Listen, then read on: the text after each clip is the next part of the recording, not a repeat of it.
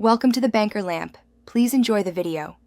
You start by confirming prerequisites: admin access, a valid license, and a backup so you can revert if needed. Once done, install TSR CC Manager and run it as administrator. This prevents permission errors. Next, open the dashboard and enter your license key, then connect the database. Make sure to set the system time zone and a basic security policy now so ensuing steps operate predictably and logs match your environment. Once the platform is live, create campaigns or import templates to get structure quickly. You should map source fields to TSR fields carefully and validate with 5-10 sample rows so formats align. After that, configure rules, retention, triggers, and escalation chains, and define automated actions for common events.